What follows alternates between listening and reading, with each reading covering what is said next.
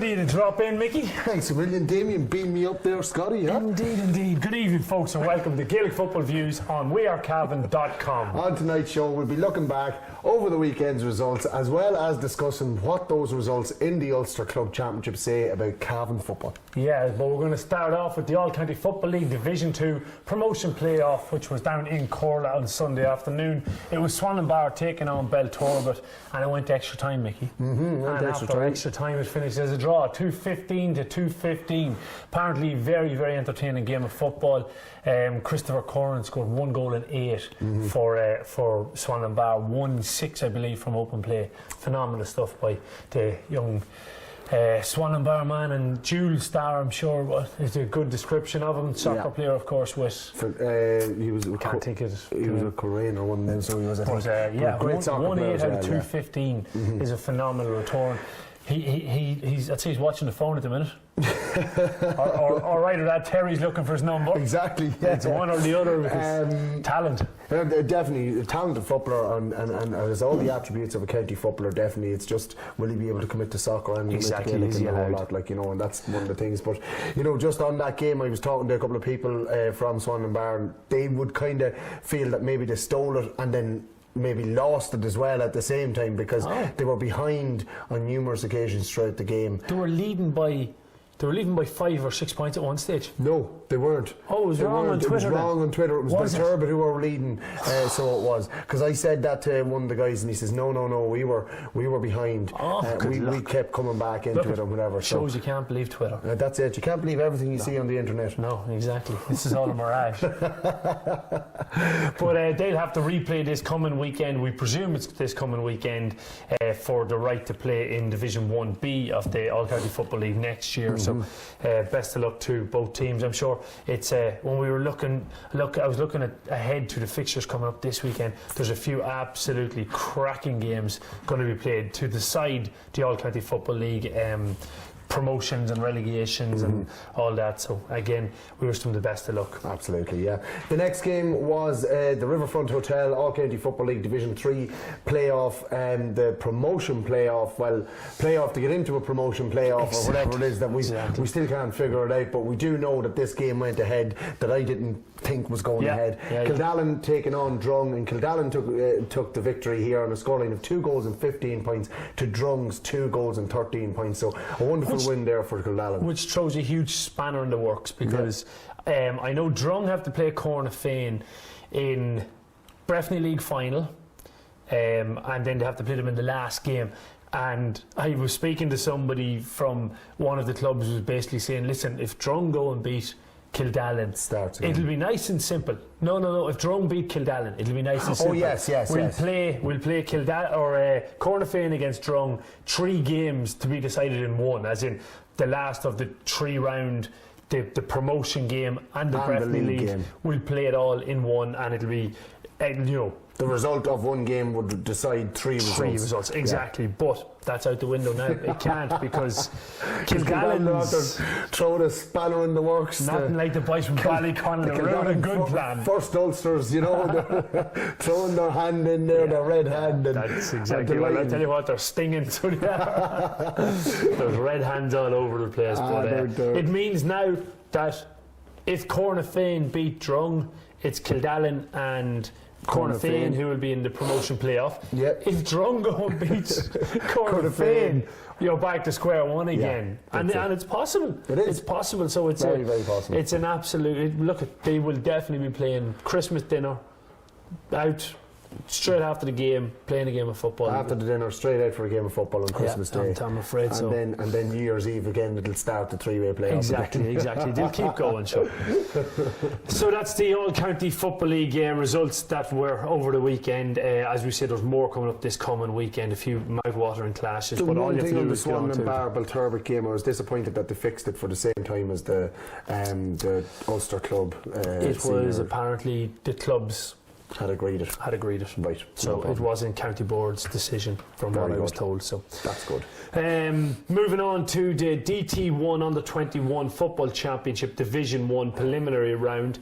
This was a game full of controversy. Yeah, it was indeed. Cavan Gaels were taking on Niamh Breed Saturday evening at 8 o'clock in Kingspan Breffni Park. Well, it was due to start at 8 o'clock, but it was, yeah.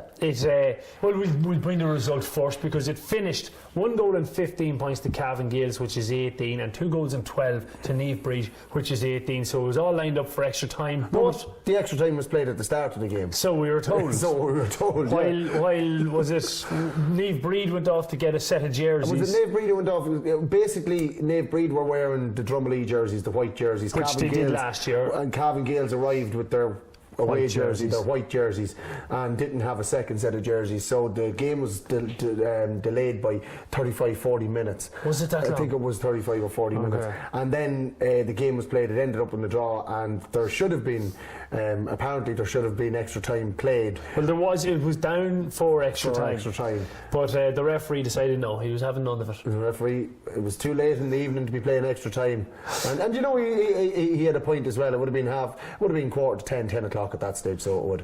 Yeah, I suppose. I don't know if a game is down for extra time. To me, it should be played. Oh, that's it. Yeah. But the referee, in his wisdom, decided to not play the extra time. So the referee, who will remain unnamed until we name him. Later in the programme. You know who you are. But no, look, it's going to have to be replayed, and as the referee pointed out to us, neither team deserved to lose that game, so I'll give them another shot at it. So that's a contentious issue. So it is this year, so it is when you think combined finals and stuff. Neither team deserves to leave it. But anyway, in the DT1 Under 21 Football Championship Division 2 preliminary round, there was 2 games played here. I think it was Ballymacue taking on Blackwater, and this finished Ballymacue 1 goal and 11, Blackwater 2 goals and 6, so that's 14 points to 12 in favour of Ballymacue. Yeah, Ballymacue, it's a very good result for Ballymacue considering up against a 3-team amalgamation. But the big blow is that Liam Buchanan received a red card in the last minute or last couple of minutes, and he'll miss now the next game as a result of that, and he's a massive loss obviously at that level. Apparently now, and again, it was somebody from Ballymacue that I was speaking to said that he deserved his red card, but he was after shifting hard abuse the whole way through the game, and he just got frustrated and unfortunately got caught out. So it's a big blow for Ballymacue that Liam Buchanan will be missing, but you never know, if they get through that game, he might be available for the next one. Correct. And Ballymacue could have a lot to say in that Division 2 championship. The third game of the weekend at Under 21 level was the second in Division 2, and it was Eastern Gaels taking on Ayr Oaks Celtic. Eastern Gaels, you know who they are, Mickey? Yeah, they're over the east of Cavan there, so they are. Shercock and Kingscourt, is it? No, you're an absolute clown when it comes to amalgamations in Cavan, so yeah. Oh, hang on, Eastern Gaels? Yeah. Is that Mullahorn? No. Just keep on guessing, why don't you? Lacken and Gowna? Yeah. What east? You're going west. Going west. Eastern Gaels are Ballyborough and Knockbride. Come on, now you're going to have to do your homework from now on, Mickey, okay? Ballyborough and Knockbride, and they beat Ayr Oaks Celtic, which is Coothill and Drumgoon. I'm not even going to ask you. Well, I would have got that one. Coothill and Drumgoon, and it finished 5-16 to 3-5. An absolute convincing win to pull back a wee bit there by Eastern Gaels. Talking to somebody at the game, it was very one-sided. Eastern Gaels, where Reece Clark apparently was excellent for Eastern Gaels. I can't be minor, but hell of a talent. So that sees Eastern Gaels progress now into the quarter-final proper. 31-14, 17-point win for Eastern Gaels. Yeah, massive win there. So well done to Eastern Gaels and to Ballymacue, and to both the teams in the Division 1 who drew. and to the referee. Well, we're going to move on now to the AIB Ulster Junior Championship, which is on the page just before that. All right. The quarter-final, which saw our own Templeport from Cavan travelling the whole way to Ballybuffet to take on St Dalton's of Donegal, and a wonderful day for the Templeport club, the Bombay boys, coming away with a huge victory here. St Dalton's 1-5, Templeport 3-12. It's a 2-7 win, 13 points win there for Templeport, and the pride of the county at the minute. Yeah, and brilliant to see the lads go up and express themselves.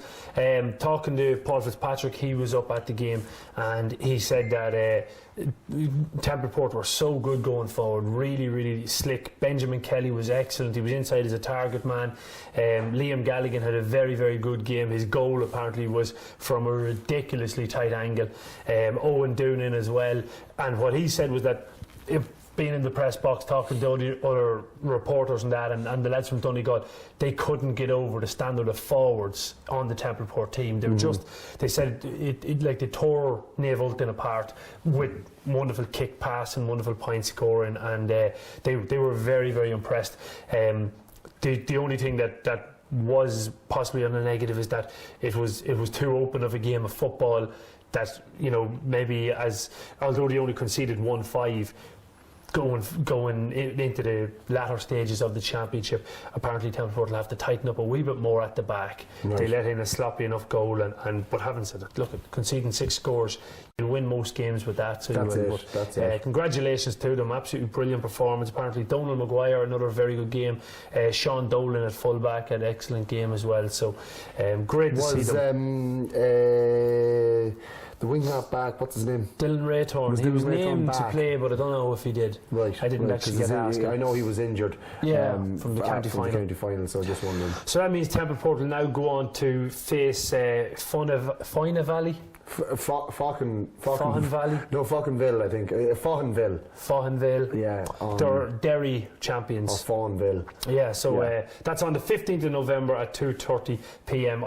In some neutral venue, so I would be surprised if that's not Omagh or Enniskillen or somewhere along the lines, maybe Armagh, somewhere there. But we wish Templeport the very best of luck and congratulate them on a wonderful victory there. Well done to all involved. And we'll be all out following them, so we will, definitely. We sure will.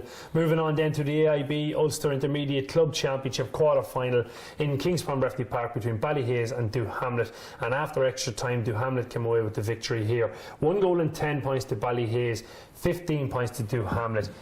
Disappointing because Ballyhaise were good enough to win it. Yeah, over 60 minutes Ballyhaise probably should have won this game, definitely, especially when Duhamlet had a man sent off with maybe 12 or 13 minutes, maybe even 15 minutes to go, 20 minutes to go maybe in the second half. But Duhamlet went into a lovely little purple patch at that stage. They seemed to work harder and they got a couple of scores on the board, but with 10 minutes to go or 5 minutes to go maybe, Ballyhaise hit the back of the net with a wonder goal, really well worked goal to go a point ahead, and they should have been able to see out the victory from there, but they dropped 15 behind the ball, 15 into their own full back line with about 2 minutes to go, and it was just when they did get the ball and were running out with it, if they had somebody up in the forward line at all, because Duhamlet had pushed everybody forward, if they'd anybody, they would have had a 1-on-1 just to drive it down the field. I remember I didn't even comment on that during the commentary or whatever, but it was just, they just seemed to go, right, we'll see it out, we'll put everybody behind the ball. And I actually have to disagree. I don't think that they did that. Oh, they did? No, honest to God, with about 2 minutes to go. I can remember Barry McCrudden standing on the square. Oh no, that was when we went into when they drew level. But when they were a point up, after they drew level, they did put Barry McCrudden in the square and whatever. But I remember looking at it and I was going, Jesus, one of them, David Brady had even come back. The whole lot of them had pushed back beyond the halfway line, and there was nobody in the forward line. They broke out a couple of times with the ball and they had to play across, a hand pass across, because there was nobody to drill the ball down to in the forward line. The sending off was crucial in the game though, and it was actually to Duhamlet's advantage, because Ballyhaise didn't seem to know who was meant to be picking up who was going to be the free man. The buck. Everybody was passing the buck and thinking, oh, we've got a man up, so I can leave my man a wee bit looser now. And that was, for me, the losing of the game for Ballyhaise. If Duhamlet had kept 15 on the field, the Ballyhaise would have won that game. Yeah, I think so too, and that was disappointing. Like, you look at it, Stephen Smith scored 6 points, all from frees, but from open play he didn't reach the levels that we'd seen him throughout the championship. Kevin Tierney got 1 point, an absolute wonder point, where he all his own hard work, turned over possession, sent it over the bar from all of 35-40 yards out maybe, and But other than that, he wasn't as instrumental as we'd like to see. Like David Brady was probably the pick of the Ballyhaise players. Definitely, David Brady was brilliant, catching, fielding, kick passes, scoring the whole lot. But in having said that, we spoke about it as well at the time. By God, Duhamlet played Donegal Monaghan style football. They got 12, 13 fellas back.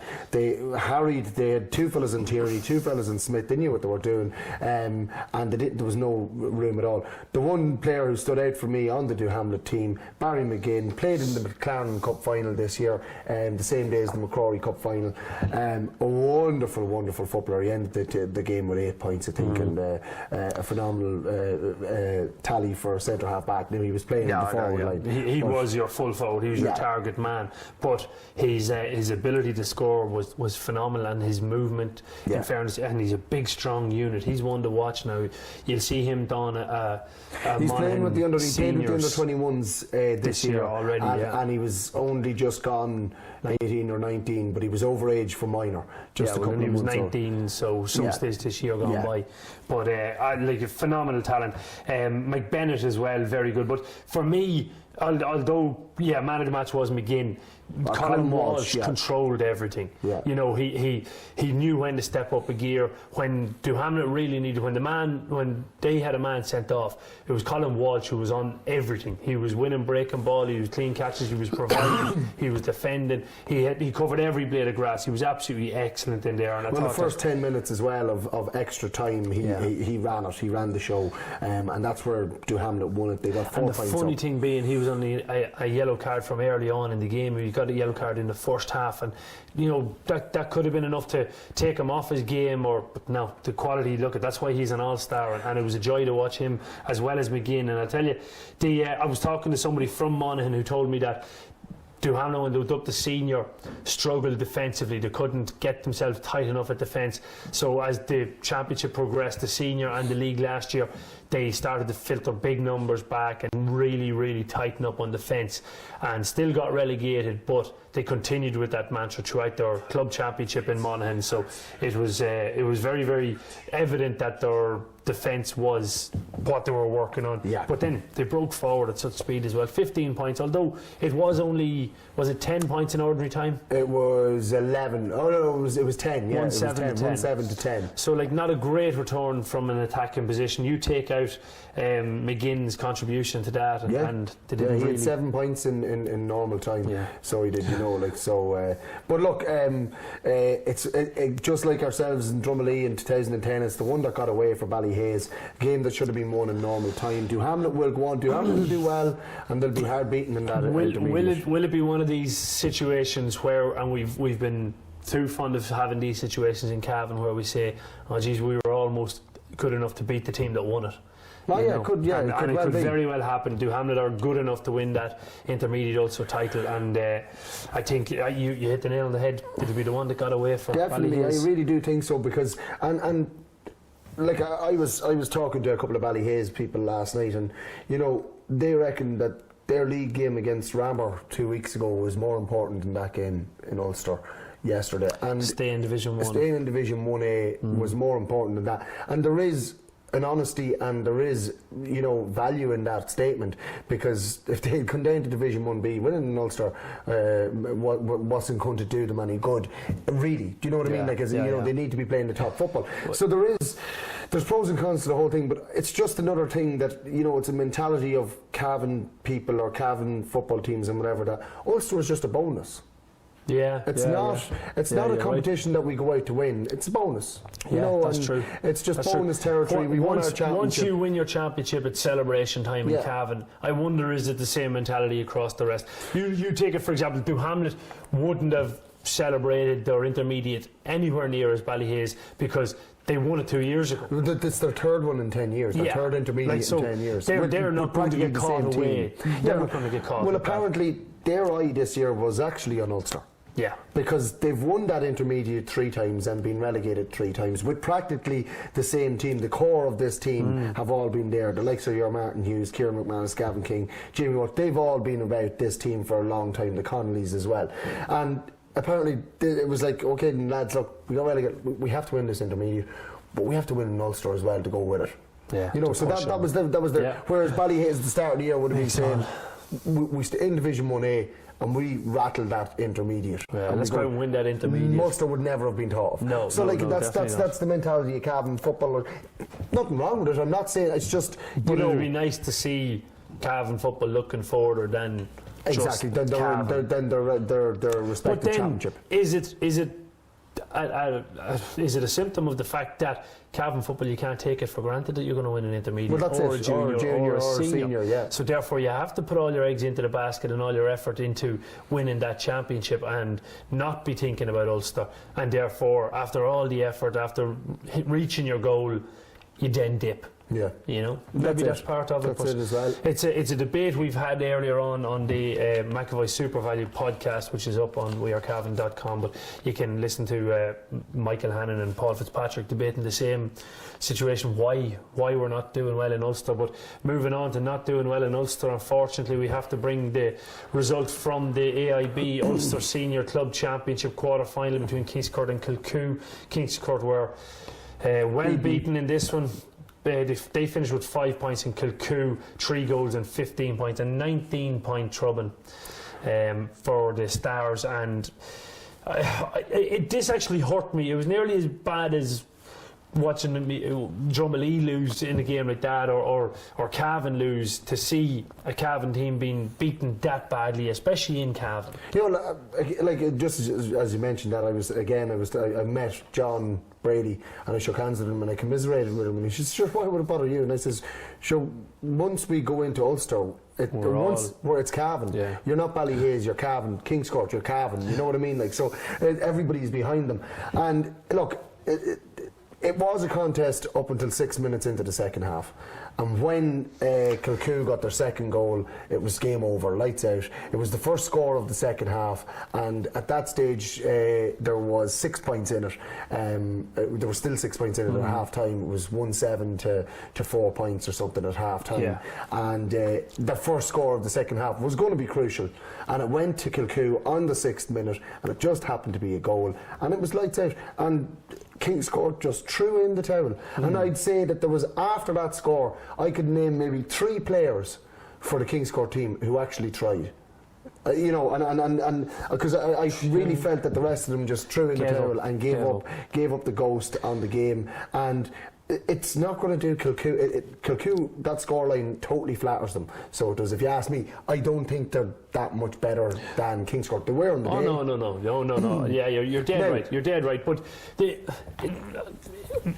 I'm bitterly disappointed over this result, and it's frustrating, and it's probably because I put my neck on the line publicly to say, look, at Cavan teams are as good as anybody. Senior championship in Cavan is as good as anywhere, and unfortunately that result makes it look like it's not. You know, now it is only one day and it's only one little glimpse of it, but unfortunately the stats are adding up. The last time a Cavan team has won a first round of Ulster at senior level is 2008, and then they lost the next game. Cavan Gaels. You know, we don't do well in Ulster, and it's something that it's something that has to be changed across, whether it be restructuring the senior championship to get better teams into it, whether it be amalgamations. Something has to happen to improve our senior champions. What is the population of Cavan? 60,000, I think. 60,000. I think the population of Meath is about 140,000. Cavan has 40 clubs. How many have Meath got? Meath have 50 clubs. Yeah, like, you know, like that's straight away. The population of Monaghan is 7,000-8,000 less, or maybe 10,000 less at most, and they have 30 clubs. Actually, I think they only have 29, but there's a debate in around the 30 clubs mark. Like, so as was said earlier on to me, you're not just dividing up and saying, oh, we've got 40 clubs across 60,000. 60,000 odd people can only produce a certain amount of money to fund these clubs, and can only produce a certain amount in numbers of players to play in these clubs. We're dividing that 60,000 by 40 every single time we go out in a game, whereas other counties are dividing it by 30 or a lot less. Like, per head of population, we don't need 30 clubs in this county, and 40. It's wrong. 40 clubs. Don't need 40, yeah. We need it to be closer to 30, and it's something that the clubs that are struggling need to look at this situation, or the county board needs to do something to improve this situation, but something has to change. It's all right and fine, and it's very easily solved problem, I suppose. And you can look at it and say yes, but it's going out and doing it, and who are the clubs that are going to be willing to do it? It's this idea of history being the be all and end all. That right? Look, we're a club in our own, and we've always been, but.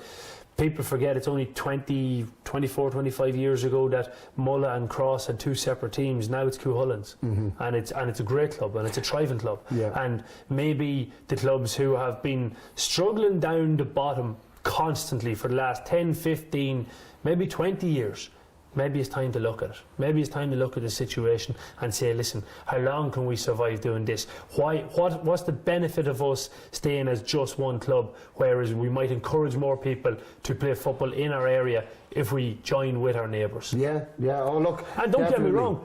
Partially, one of the problems is here, right here in Cavan Town. It's not just the extreme ends of the county. In Cavan Town, with a population of whatever we have, 8,000 or. You have Cavan Gaels, Drumalee, you now have Butler's Bridge and Killigarry, all essentially pulling from Cavan Town. You know, and it's too much. There's too many clubs there. And something needs to be happening. Right, okay, they're all between intermediate and senior, and people say that, look, they have the merits on their own, but you go up into... How many of them have a second team that doesn't use their first team players? How many of them have a third team? None of them. Killigarry. Killigarry have a third team? Well, sorry, they did last year, and they probably will again next year, in fairness. But other than that, Butler's Bridge hadn't a second team. Drumalee couldn't fill fixtures this year. I seen the report that was out by the CCC today. They I think, conceded 2 or 3 of their junior fixtures this year.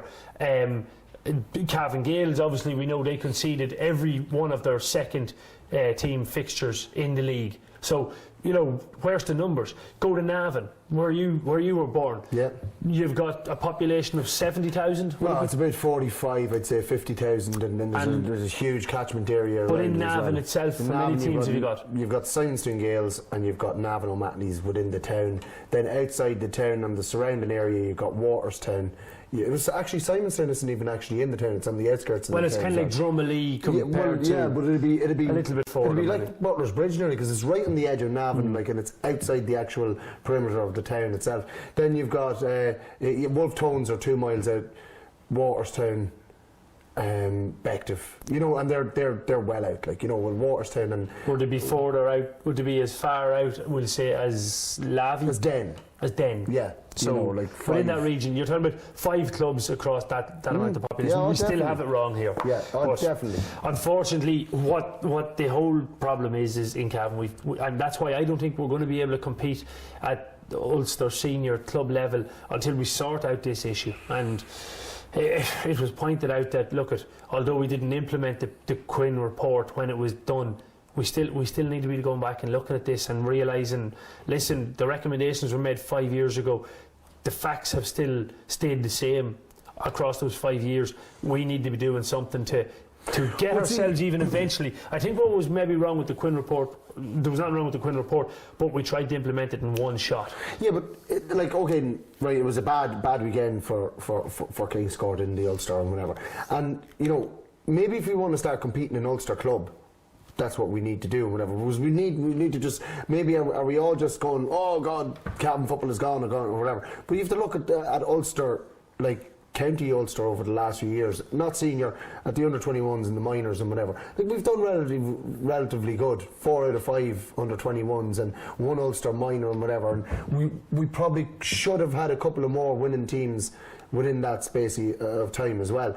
So I do think that there should be something done. I just think that there's too many teams, and I do think that there's too many senior teams. I think it's huge. The crux. I think that the easiest way to solve it, I think, without having all these amalgamations and getting clubs to just go away and whatever and come back together and whatever, is your 4 divisions: Division 1A, Division 1B, Division 2, Division 3, your championships.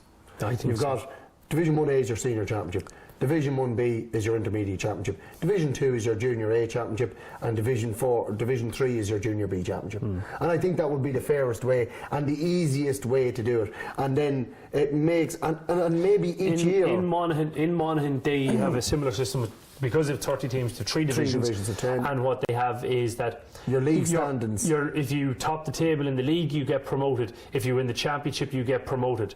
Your bottom 2 league teams are relegated. So there's no relegation playoffs or anything, although then the other point of that, which was made a few years ago, is that then there's no gates for the county board for the relegation playoffs, which again are big gates as well. So I don't know. Anyway, we're not going to solve it tonight, unfortunately. Look, if you ask me. Disappointing that Kings Court couldn't put in a better performance. We know they're not as bad as they played yesterday, but we would have just loved to see. We didn't even talk about the game, actually. Oh, so we did. In fairness, just when you Barry Tully, from start to finish, and Keith McCabe, in my opinion, I thought, tried their hardest. Keane McCardle as well, tried very, very hard for. I thought Peter Corrigan was the one standout player for Kings Court that, to me, again, worked tirelessly. Well. He worked very hard, it has to be said. And his ball handling was excellent. Yeah. He was under pressure a lot of time when he was winning ball. They put him in as a target man. He done very well. He's the real star of the stars for me, because he was so young, didn't make the county minor team, could have been moping about on it, but no, got stuck in and really made a name for himself in the championship and everything this year. And then looking at Kilcoo, Darragh O'Hanlon at centre back wearing the number 6. He played as a forward, I think, really, didn't he? Not really. Some of the time. Well, middle toward of the field anyway. Yeah. Definitely not stuck in the full forward line. Got on the scoreboard on numerous occasions. Yeah, I think he ended up with 5 points. Paul Devlin at centre forward, 2-2. And then obviously Conor Laverty in the corner ended up with 5 points from play. They had the physique of this team. The strength and conditioning work that they have done, it's county level standard. It was phenomenal. I'd love, incredible. if anybody knows who is over the strength and conditioning programme in Kilcoo, let us know. We'd love to know, because you're doing a hell of a job, whoever you are. But Niall Lynch did hit the nail on the head, that they've won 4 senior championships in a row now in Down. Every year now they go into their senior championship, they're humming along, they're just ticking along enough to peak for their semi-final, final, and then go on into Ulster and peaking at that time of year. Whereas Kings Court hadn't the opportunity. They had 10 games in Cavan.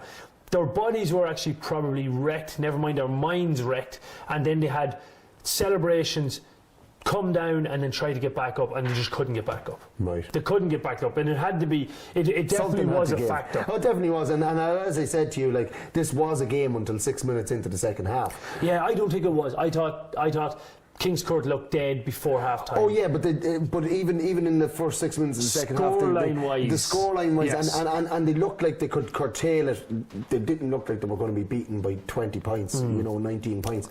It looked like it could finish maybe 4 or 5 points in it at the end of the game, and just that second goal, you could just see every player just go, just deflating and just going, and not come back up. I can't give it anymore. In fairness, what a wonderful year Kings Court did have, bar this game against Kilcoo. In fairness, and it's not over yet. Yep. They still have a league semi-final where they'll play Castlereagh again. I'm sure that'll be probably this coming weekend. It'll be a very good game of football, and then if they win that, they have a league final to play against Ramor. So there's a lot to play for Kings Court still, and I'm sure that they'll be, as Niall Lynch pointed out after the game, they'll be going hell for leather to go back to back with senior league titles. So look, it's a disappointing day at the office. I hope Kings Court people don't think we were too harsh on them, but it was we were rooting for them so much. And we didn't think about it until the end, about the 10 games that they had and all that and whatever, it was just, I felt that they were in until 6 minutes after the second goal just deflated them. And look,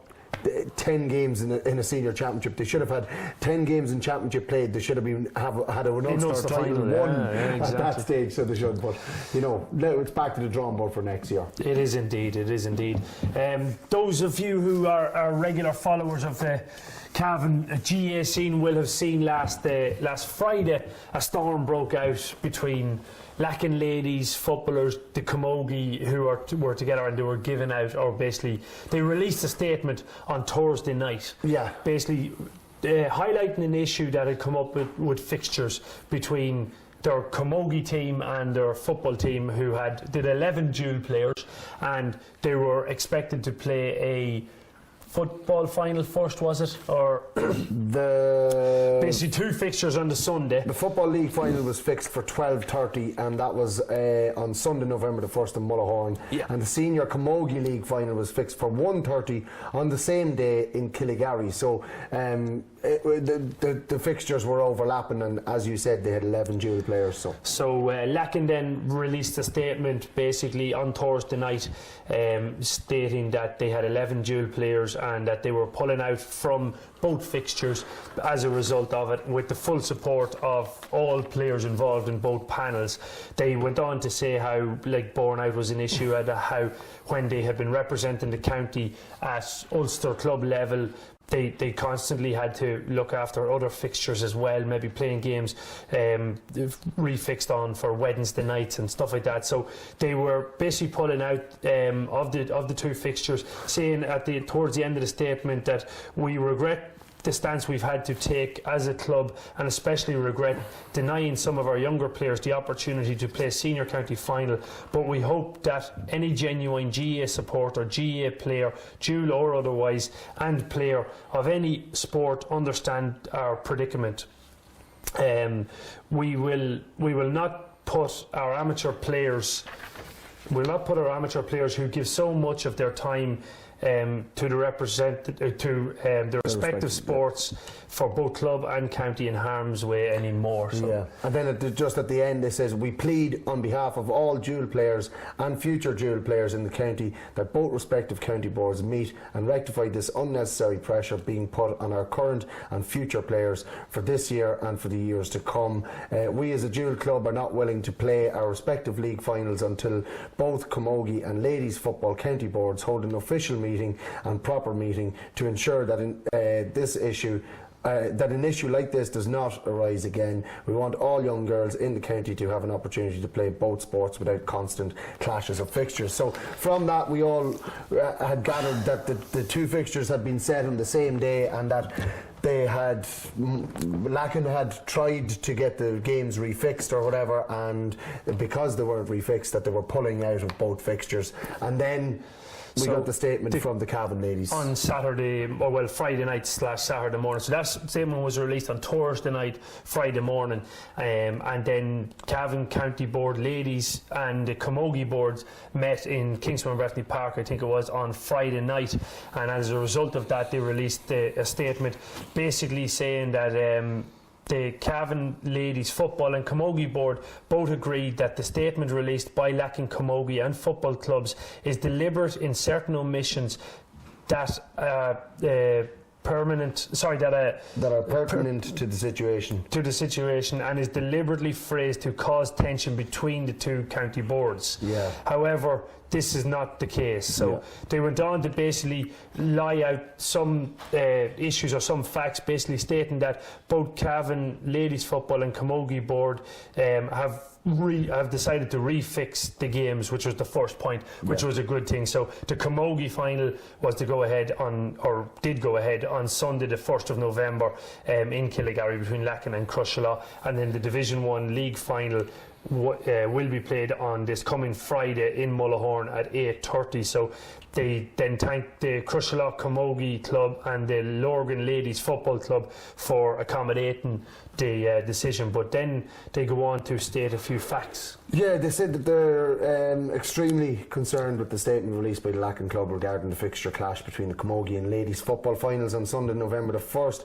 Cavan Camogie Board fixed the final, the league final, on the 24th of September, and the clubs were notified that the fixture would take place on the 1st of November, Sunday last. In accordance with the rules of the Camogie Association, Cavan Camogie Board received a verbal request from the Lacken delegate at their fixtures meeting on the 22nd of October, requesting if the Senior League final could be changed to the 8th of November due to a party and a hen party. Request was discussed, and it was decided that the original fixture of the 1st of November would stand. And then the Cavan Ladies Gaelic Football Association fixed the Adult League Division 1 final final on the 12th of October, and the clubs were notified that the league final would take place on Sunday last, the 1st of November, before the semi-finals had taken place. Lacken qualified for their final on the 23rd of October, which is only a week or so ago. It is also noteworthy that the second semi-final had not yet taken place at that stage. They basically went on then to say that they had they had discussed it with a representative from the Lacken, a dual player from the Lacken club, saying and asked. Well, yeah, the first one is the Cavan Ladies Football Board have accommodated the Lacken Ladies Football Team club by changing their fixtures due to clashes with Ulster Camogie fixtures following written requests from Lacken. They basically go on to say then that we have been able to and willing to accommodate these fixture clashes when requested by the club on this occasion. No such request was received until the 24th of October, which was the day after they won their semi-final. So I can understand why a request wouldn't be put in until that date, in fairness.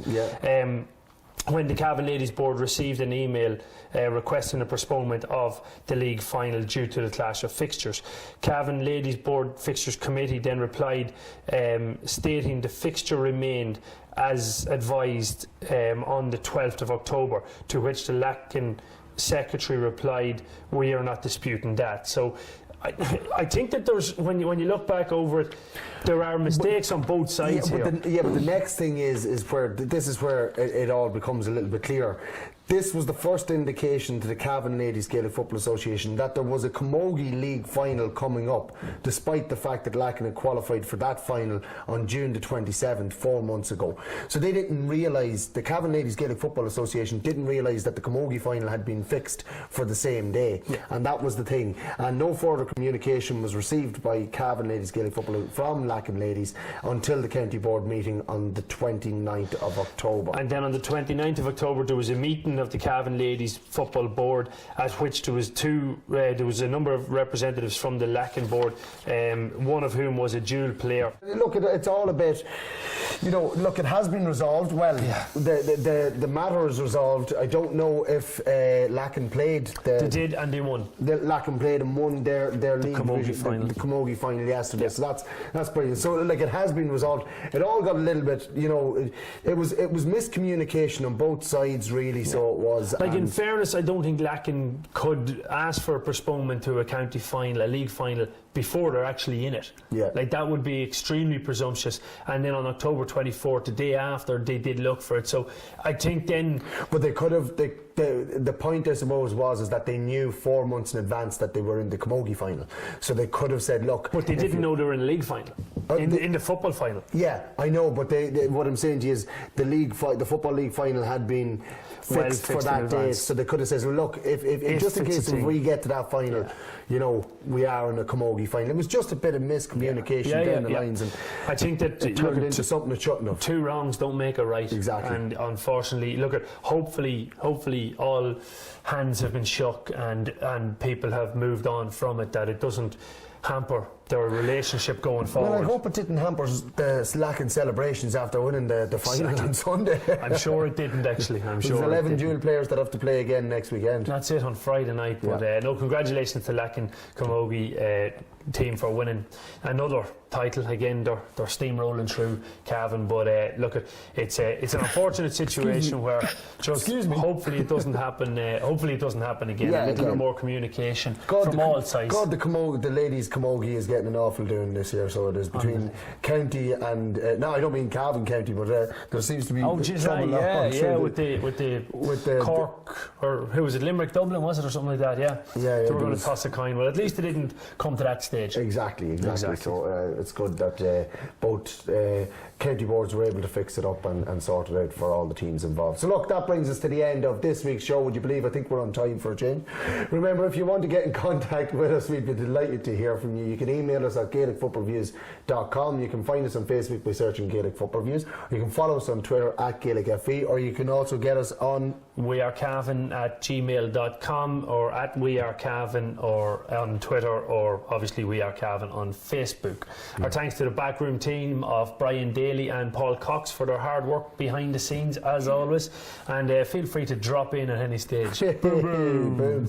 And if you do like our signature starts to the show, you know, let us know. Give us your thoughts. Give us an idea, because I'm starting to really run out of ideas for what we can do at the start of the show. I think the next Somebody's idea, going to turn around and say, just don't be there.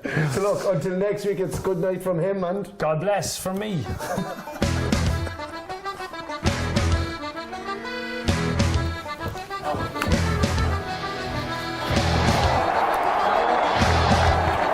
see the start.